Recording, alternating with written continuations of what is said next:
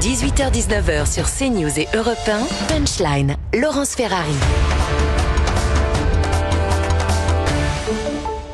18h15, on se retrouve en direct dans Punchline sur CNews et Europe 1. Direction Marseille tout de suite, la flamme olympique est sur le bateau, le Belém, le 3 mâts qui est toujours dans la rade de Marseille. On va rejoindre Stéphanie Rouquier qui est sur place avec Antoine Estève. Bonsoir Stéphanie. Il y a de plus en plus de monde, on est à moins de 2 heures de cette arrivée de la flamme olympique et l'ambiance est au rendez-vous.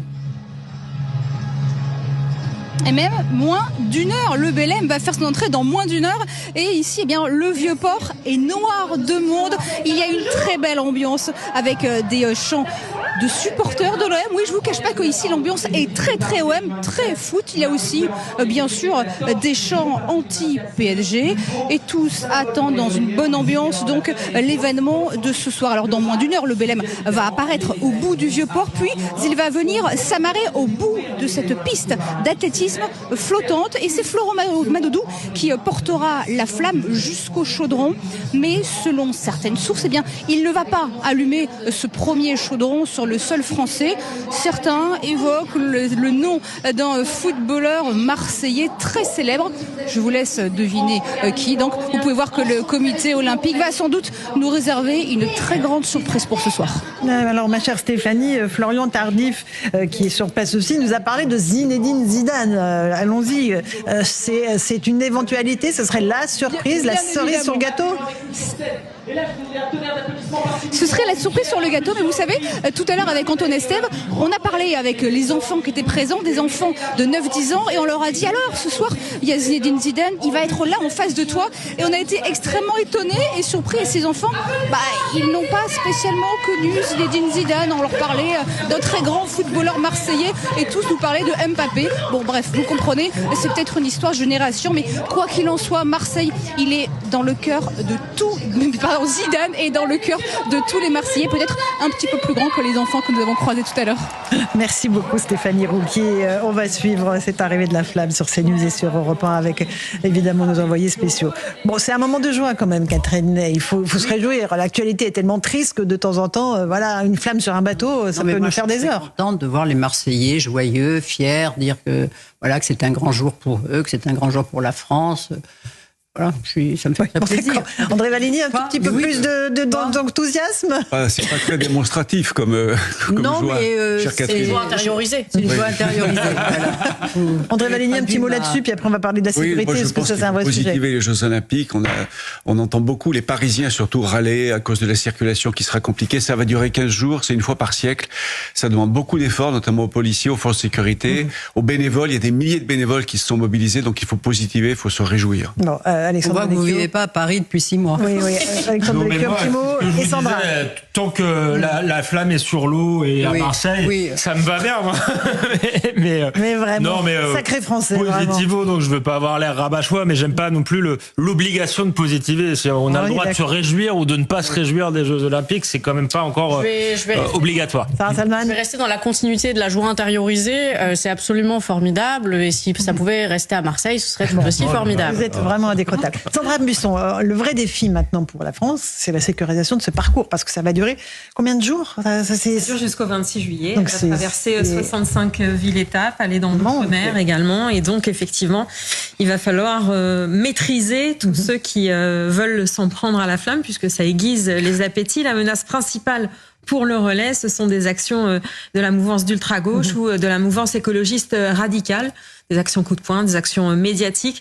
Ça va de déployer des banderoles, essayer de jeter de l'eau ou de la peinture sur cette flamme, essayer de l'éteindre.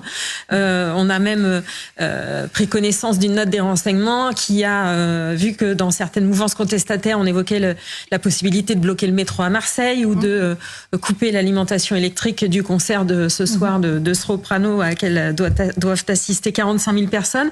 À cela s'ajouteront tous les mécontentements locaux sur les différents territoires traversés, les éventuelles contestations de projets d'aménagement locaux, de d'agriculteurs aussi. On sait que ce mouvement ne s'est pas éteint. Et puis, il reste cette menace terroriste, menace toujours maximale, avec ces événements qui sont très attractifs pour les organisations terroristes, puisque ça leur assure une grande médiatisation s'ils passent à l'acte. Et puis, ces événements peuvent aussi galvaniser, pousser les individus radicalisés qui sont sur notre sol à passer à l'action, même si, on le rappelle, les services jusqu'à maintenant n'ont pas détecté de menaces précises ciblant les Jeux Olympiques. André Bailly, c'est un vrai défi sécuritaire aussi. C'est un défi sportif, parce qu'il va falloir que les athlètes ramènent des médailles, mais c'est un défi sécuritaire pour nous. Oui, c'est un défi sécuritaire. Le gouvernement et la police s'y préparent, la gendarmerie aussi. Beaucoup d'actions en amont ont été menées.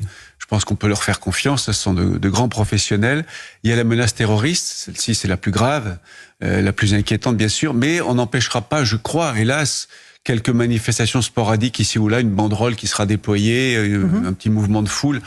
Bon, si ça n'est pas plus grave que ça pourra passer. Bon, Catherine Ney, si c'est que des banderoles déployées, oui, voilà. Oui, il y aura sûrement des choses, mais je veux dire, c'est au moment où il y aura l'ouverture des Jeux que les choses peuvent se passer. Il y a quand même assez de pays qui n'aiment pas la France en ce moment qui vont essayer de mettre des bâtons de passer à l'acte, et les cyberattaques ou je ne sais pas. Et ça, si tout se passe bien, ça sera un miracle et ça sera formidable. Mais je ne sais pas, il y aura sûrement des tentatives qui seront peut-être déjouées, peut-être aussi. Et puis il faut aussi penser que il va y avoir une telle concentration de forces de sécurité, la police, l'armée sur Paris, ça veut dire que la province va être un peu déshabillée, que beaucoup de maires ont peur, justement, parce qu'après tout, un attentat, ou je ne sais quoi, ou quelque chose de grave peut se produire en province. Et là, les maires sont déjà très inquiets. Et ceux qui ont une police municipale armée se disent qu'ils ont bien fait de le faire. Oui, on a évoqué Franck Louvrier, le maire de La Baule, qui a décidé d'armer sa police municipale. Et ça tombe bien, voilà. C'est une ville ultra touristique l'été. Et oui, qui a 18 000 l'hiver et 180 000 l'été. C'est vrai qu'il y aura une concentration de forces de l'ordre à un endroit. Il ne faudrait pas que d'autres endroits, même à Marseille, soient complètement désertés. Parce que s'ils savent que toutes les forces de l'ordre sont concentrées à un seul endroit, ils peuvent aussi décider de faire une action à un autre. Donc je pense qu'effectivement, il faut être attentif, faire confiance aux services de renseignement, mais je pense que le pire à venir, j'espère que ce ne sera pas le cas, ça sera entre le 26 juillet et le 11 août. Là, a priori, je pense que ça se passera très bien et qu'il n'y aura pas trop de difficultés. Sandra ou André Vanini, vous voulez rajouter quelque chose avant Sandra ? Oui, alors il y a évidemment le risque qu'il y ait des attentats terroristes ailleurs qu'à Paris, ça, c'est évidemment le risque le plus grave, mais il peut y avoir aussi une recrudescence des cambriolages en province. Parce que les cambrioleurs sont loin d'être idiots, et sachant que les forces de police et de gendarmerie seront mobilisées sur Paris, il va falloir faire attention à ce qui va se passer dans les campagnes.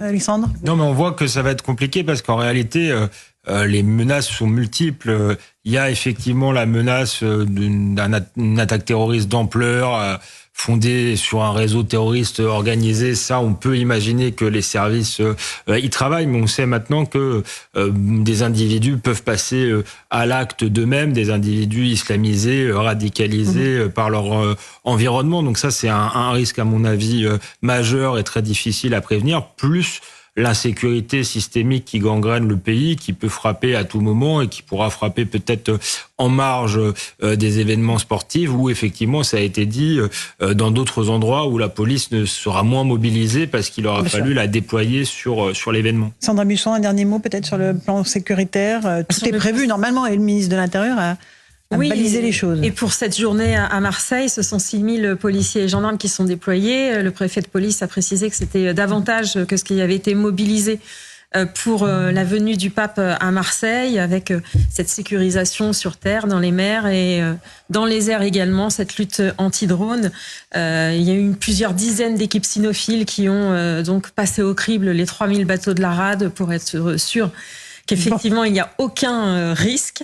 Et donc, effectivement, il faut savoir que la fête bat son plein pendant 2 jours à Marseille, puisque la flamme reste également demain. Bon, voilà, on suivra tout ça, évidemment, sur nos 2 antennes, avec cette arrivée de la flamme un tout petit peu avant 20h.